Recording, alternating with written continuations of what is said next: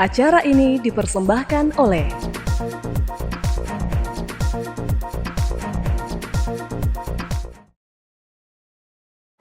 Halo pemirsa Monas TV, senang sekali saya Andra Ririn Karina dapat kembali menjumpai Anda dalam Monas Daily. Dalam beberapa menit ke depan kami akan menyajikan berita-berita terpercaya hanya untuk Anda.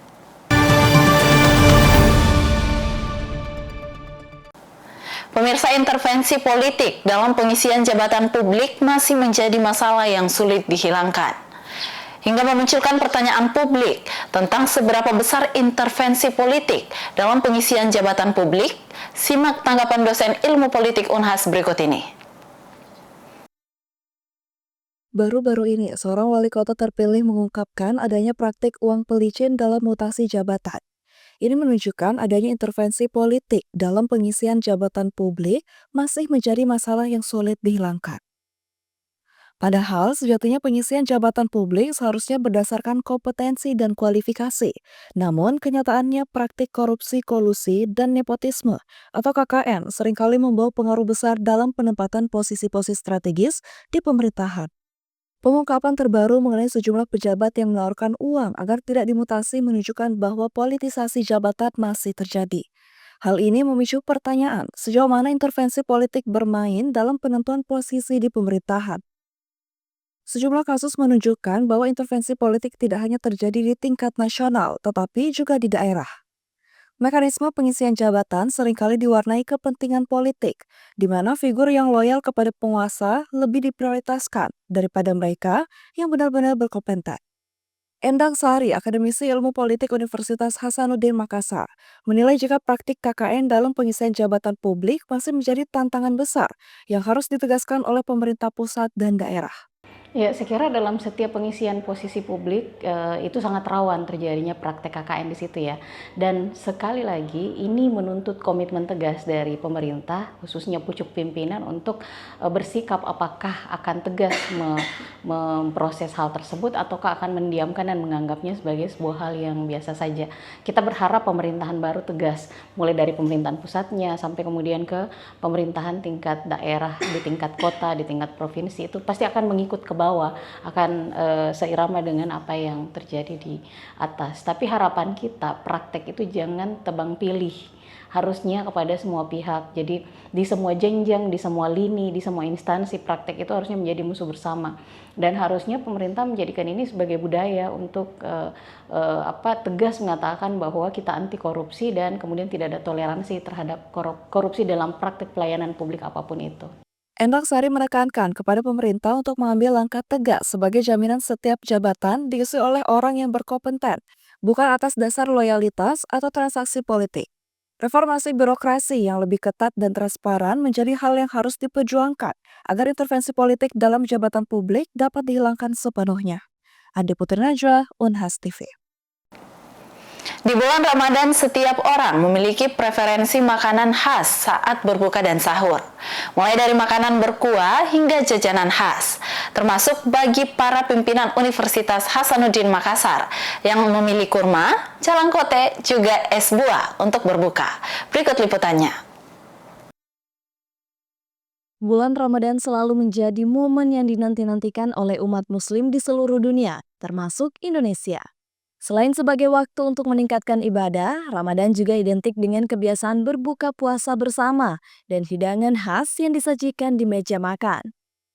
Dan setiap orang memiliki menu favorit saat berbuka dan sahur, termasuk para pimpinan Universitas Hasanuddin. Dari makanan berkuah hingga jajanan khas Makassar, masing-masing memiliki selera yang unik dalam menikmati waktu berbuka dan sahur. Rektor Universitas Hasanuddin, Profesor Dr. Insinyur Jamaluddin Jompa MSc, tidak memiliki makanan khusus saat berbuka maupun sahur. Baginya yang terpenting adalah mensyukuri apa yang tersedia di meja makan. Bagi Profesor Jamaluddin, esensi utama dari berbuka puasa bukan terletak pada jenis makanannya, melainkan pada rasa syukur atas rezeki yang diberikan. Saya itu makanan favorit adalah makanan yang tersedia di meja gitu.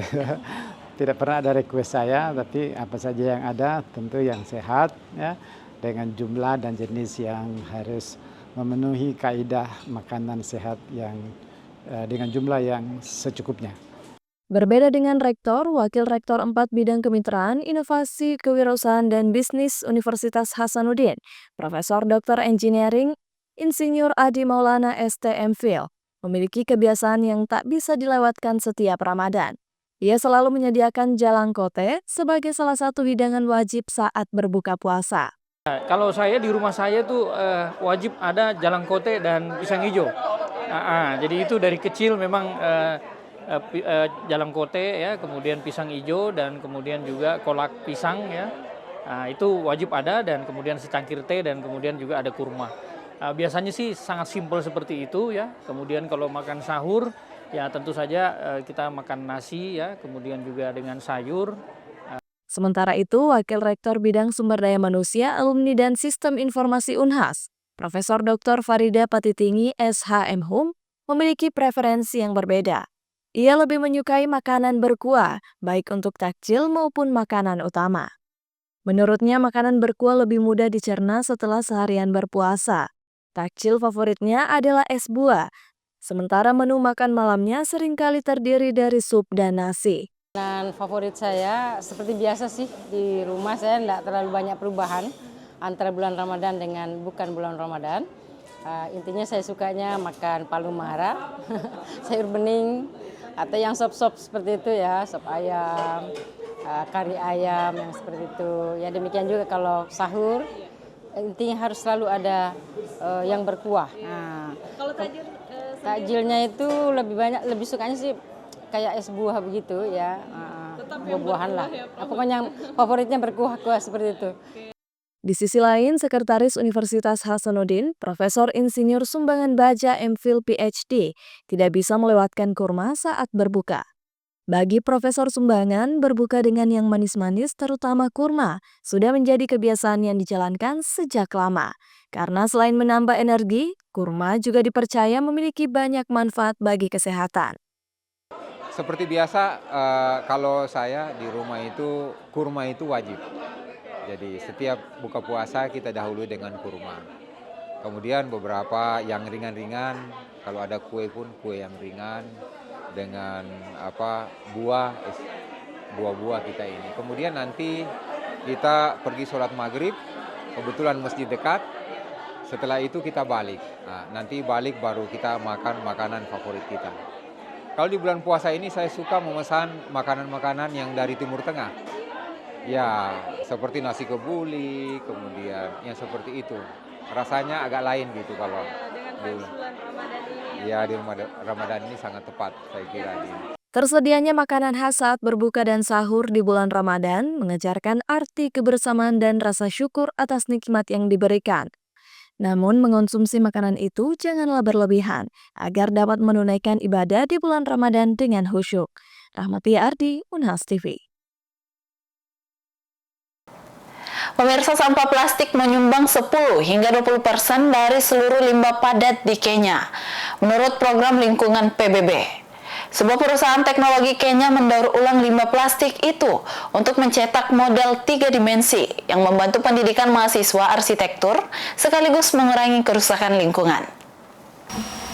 Model 3 dimensi ini dibuat dari sampah plastik daur ulang. Gambar 3 dimensi didesain dan diunggah ke dalam mesin yang kemudian mencetak model yang diinginkan. EcoPrints Generation, sebuah perusahaan di Mombasa, memproduksi model-model ini. Awalnya pelet plastik dipanaskan pada suhu yang stabil untuk menghasilkan filamen. Filamen kemudian dimasukkan ke dalam pencetak 3 dimensi untuk menghasilkan berbagai model. Permintaan untuk model ini terus meningkat, terutama di sektor pendidikan. Most of the people who have needed the use of the filament and the 3D printing products use them to teach and educate learners. It's a visual aid which is better as compared to just drawing a diagram on a blackboard or a whiteboard. And another industry which I've seen is people who do in manufacturing.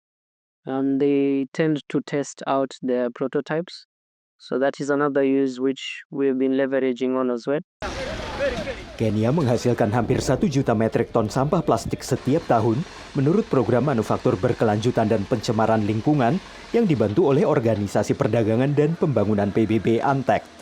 Hanya kurang dari 10% sampah yang didaur ulang dan sisanya berakhir di tumpukan sampah raksasa, di lautan, atau dibakar, sehingga melepaskan emisi berbahaya ke atmosfer.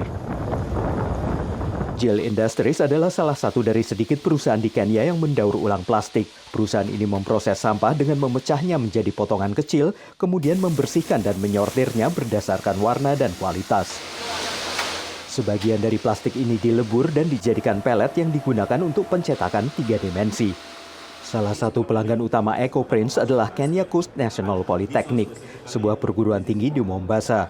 Mahasiswa arsitektur di sini memakai model 3 dimensi dari plastik daur ulang untuk membuat maket rumah dan fitur sekitarnya seperti pohon, mobil, dan orang. Model 3 dimensi ini membuat pengajaran menjadi lebih mudah bagi para dosen dan meningkatkan pemahaman mahasiswa terhadap materi kuliah. The 3D models, it has really helped us as every time it comes in exam, it is really easily for you to remember what to do and what you have been taught by the teacher.